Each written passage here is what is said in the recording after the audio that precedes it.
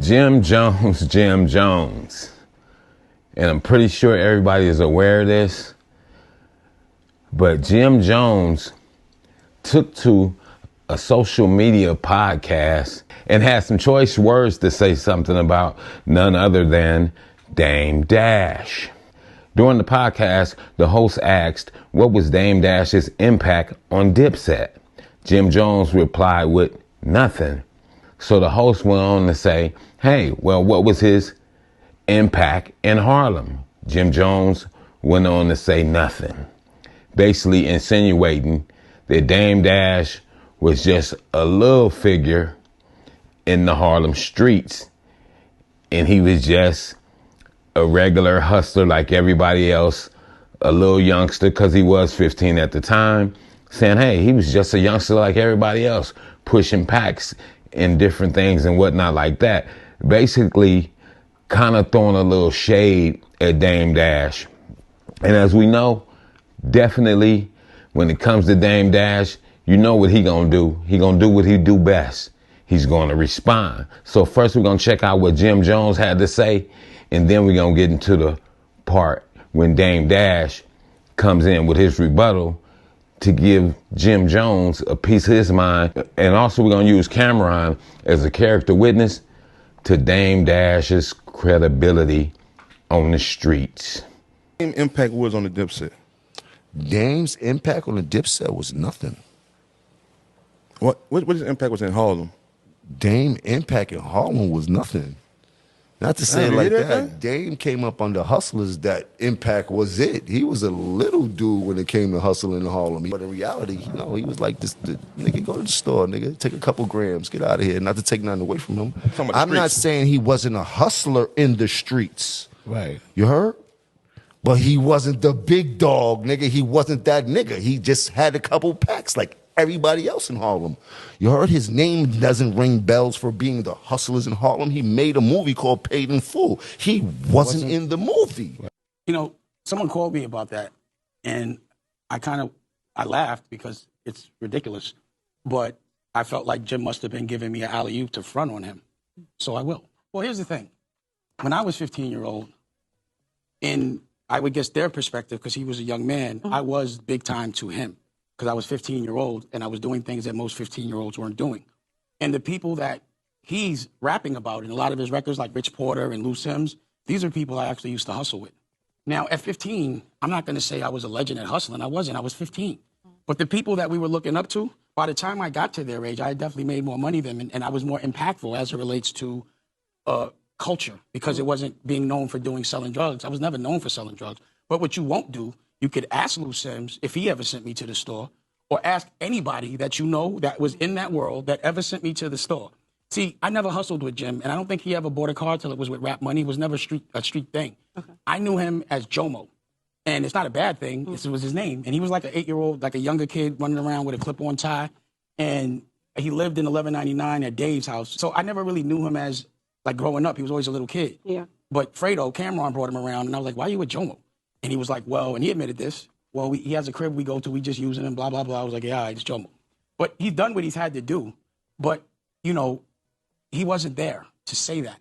But if he can say that, but I was always known in the position as somewhat of a boss, and all I did was pass the plug to them. They were like, they always looked up to me at that time. But I was never big time as a drug dealer, but I did have a crew called The Best Out, and we were the youngest crew, and we were legendary. We was all getting money. Yeah. But again, I'm pretty impressed with who I am and who I was and the things I did, and the fact that the people rap about are the people that I actually hustle with and actually was able to go another direction. You know what I'm saying? So I feel like for him, he knows the algorithm. Yeah. And, you know, when you say Dame Dash, you go viral. So I got to make it out of a real circumstance. I didn't wait to get the rap to start to get money. I didn't wait to get the rap to start being tough. None of those things. That I've made my Paid in Full OG stories, it's about my friends. The people, like, again, y'all making records about Rich, but he really did hit us with work. I was there. If you wasn't there, it's hard to talk about it. To be obsessed and infatuated in such a way that you think to be a person is to go to jail, get killed, and be famous for it for a very short run, that's not what I wanted to be known for. So when you see it, you see how Dame Dash responded. Dame Dash is going to respond with a certain level of intelligence. I got to give him that hands down. And Even if you don't want to give it to him, you have to. The man is going to respond in a way, and he's going to keep facts. See, one thing about Dame Dash that I noticed from seeing him on social media, he's a very detailed person. See how detailed he is when he's telling the story? He got addresses, names, everything, where it's going to be hard for you to defend it. And that's why I got Jim Jones out here looking crazy. He going to stay looking crazy because you done barked up the wrong tree. Everybody know that. Dame Dash, if you say something about him, you're barking up a wrong tree, because he gonna come back, he gonna bring some facts, he gonna throw some names out there and have you looking crazy out here. And basically that's what he did with Jim Jones. Got him looking crazy, got social media going off the hook right now. They going off the hook so bad, even though him and Camron might not see eye to eye at this point in time, even Camron had to chime in, and he had these words to say. Like the time you went and grabbed niggas, and I won't say their name, you went and got a couple niggas, and I know these niggas, they my niggas too. You tell them you got a problem, they jump in the car, they don't know who you got a problem with. They get down there as Dame. You bought niggas to jump Dame Dash? Really? Dame Dash, you couldn't fight Dame Dash? Lucky the niggas that you bought was like, oh shit, hold on, I thought we was coming for some real beef. This Dame Dash. But Dame ain't no sucker. Dame was ready to fight all three of y'all. And then when Dame realized the other two niggas wasn't doing it, he said, I want to fight you. You said, I don't fight. Dame said, why you got muscles? You said, I got muscles to look good. You know why I know? Because it's on tape. Did I put the tape out? Did I tell niggas, yo, put that tape out? Because Dame was stunned. Dame said, yo, get the fuck off my block. Y'all niggas ain't about to do nothing. Dame was in downtown on Orchard Street acting like he was in Harlem and told niggas, yo, get the fuck off my block. I told niggas, don't put that tape out, man. It ain't worth it. Because respectfully, you can't take away from what the man did in the culture, period. It doesn't matter what nobody say, you can't take away from what he did. You don't see Jay trying to take away from what he did. Yeah, they got their little legal battles, or had their little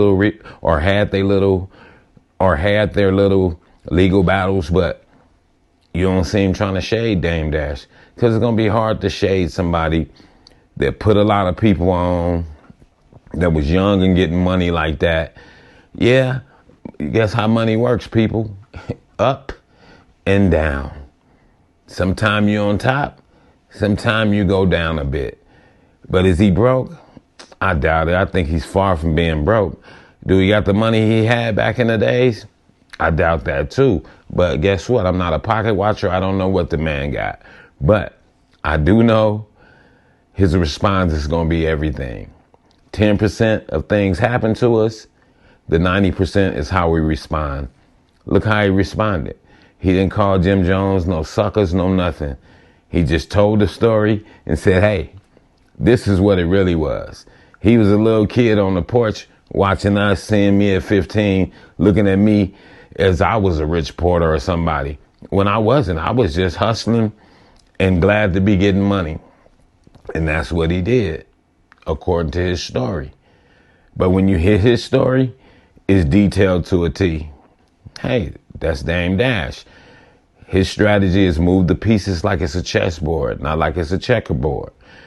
And once again, you see how he got that internet lit up, where people even put out an old video footage of him when he was at his art gallery and Jim Jones tried to press him. And you see how he acted? He went in. And that's what Camron was responding to. So that's why he said, I got to give props to Dame Dash, because he didn't back down even though it was three of them. And as you notice, even in that whole fight video, Dame was like, hey, nah, me and you, let's get to it. And what did Jim Jones do? He told the big boy, hey, put your cigarette down, go get him. The big boy didn't want to do it. He didn't go get him. Why? For one, Dame Dash has a high status in Harlem, especially at that time when that footage came out. And for two, He see that Dame Dash wasn't backing down, even though it was 3 or 4 of them. He was still like, well, let's get it cracking. I ain't going nowhere. What y'all want to do? Matter of fact, he told them, y'all get off my block. And that wasn't even his block. Because that's a typical Dame Dash. I'm not backing down, not verbally. I'm not backing down. If y'all want to get physical with it, I'm Dame Dash.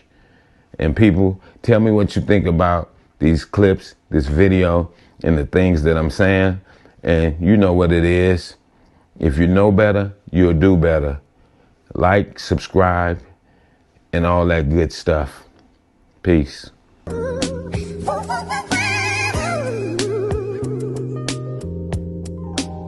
Star Child, I never seen the sunshine like this. I never Never seen the moon glow like Hey yo, I never